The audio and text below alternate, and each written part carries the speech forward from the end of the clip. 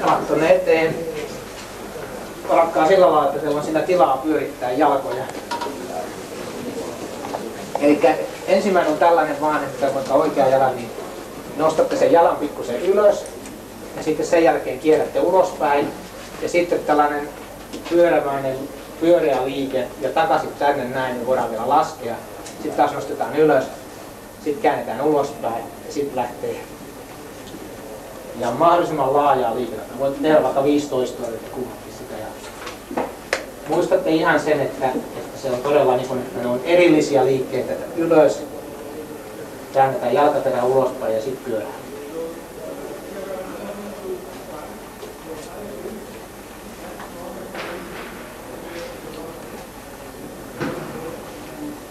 Sitten tämä pyöräytys voi tapahtua tavallaan justiin päinvastaiseenkin suuntaan, jos haluaa. Ja nämä kaikki liikkeet tähtää siihen, että meillä on tuolla lonkan seudussa erittäin paljon pieniä lihaksia, joilla on erilaisia toimintoja. Ne saattaa olla ulkokiertäjiä, sisäkiertäjiä ja koukistajia ja loitontajia ja tällä tavalla. Ja nyt se pieni lihasmassa, joka siellä on tällä lantion seudussa, niin se tuo paljon tätä lantion tällaista tasapainoa.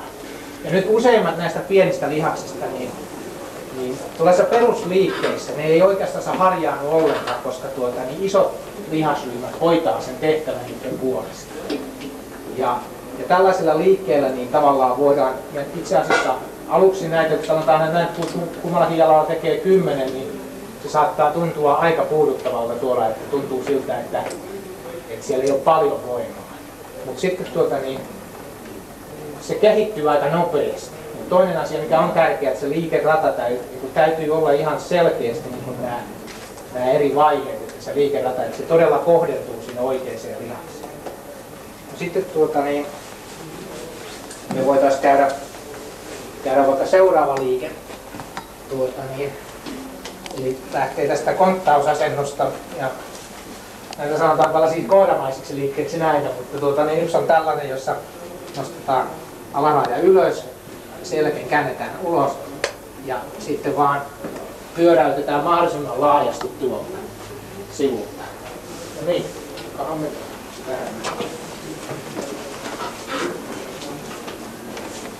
tuu vaan tänne.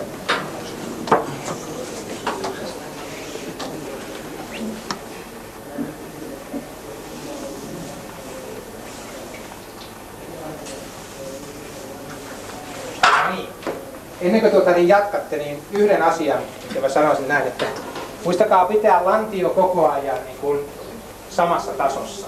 Että tässä vaiheessa, kun se nostetaan, niin ensinnäkään älkää yrittäkö nostaa tänne, vaan ihan toinen vaan suoraksi. Ja sen jälkeen käännetään ja sitten pyöräytetään. Eikä niin, että nostetaan, käännetään ja pyöräytetään. Eli pitäisi pitää lantio niin kuin tavallaan siinä samassa perusasennossa koko ajan, eikä niin kuin kallistaa lantiota. No niin, kokeillaan.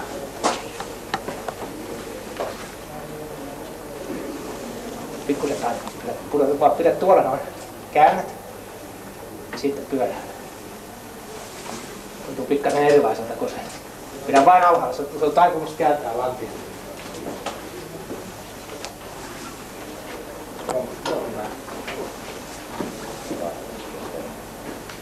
No niin, sitten pysäytetäänpäs.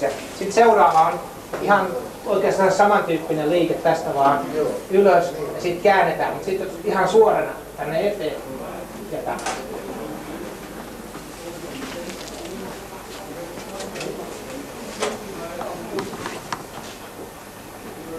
Ja siinä nyt on tärkeää, että se lantio pysyy niin kuin tasapainossa. Että se ei välttämättä hirveän korkealla se jalka ole siellä, koska niin, jos sitä lantiota ei kallista, niin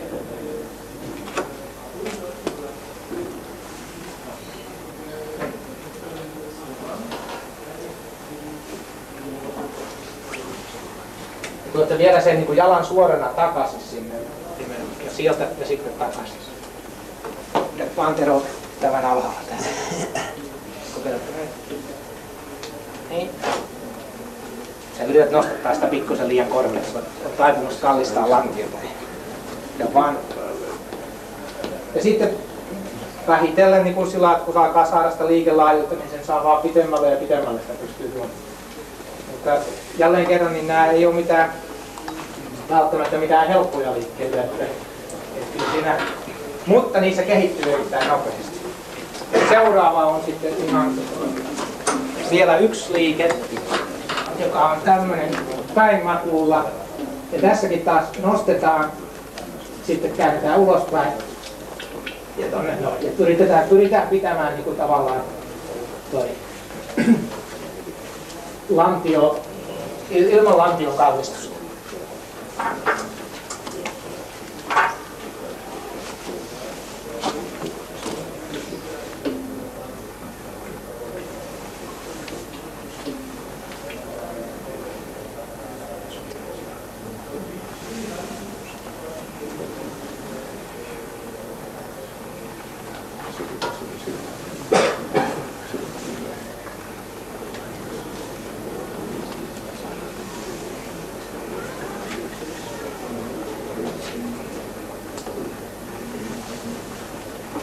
No niin, ja näissä nimenomaan sitten se, että se suorituspuhtaus on se ensimmäinen kriteeri, että kyllähän niitä voi tehdä vaikka valtavat määrät ja sitten kun rupeaa heilauttelemaan ja käyttämään tavallaan vääriä isompia lihasryhmiä. Useimmilla urheilijoilla on aika heikkoja nämä lihakset, mutta niin ne vahvistuu nopeasti.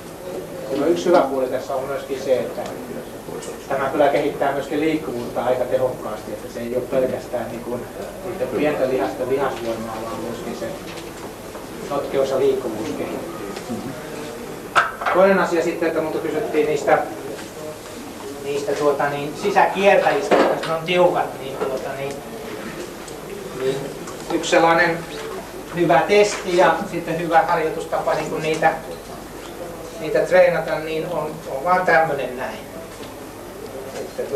Ja kun näette, että mulla ei ole tiukat ollenkaan, niin se onnistuu aika hyvin.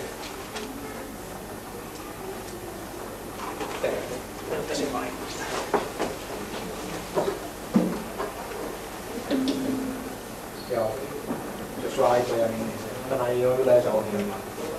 Kyllä se huomaa, että se venyttää. Kyllä se tuo, mutta sulla vaikuttaa.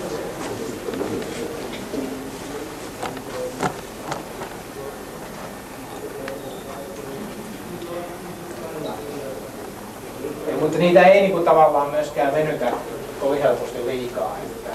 Yleensä tuo ulkokieli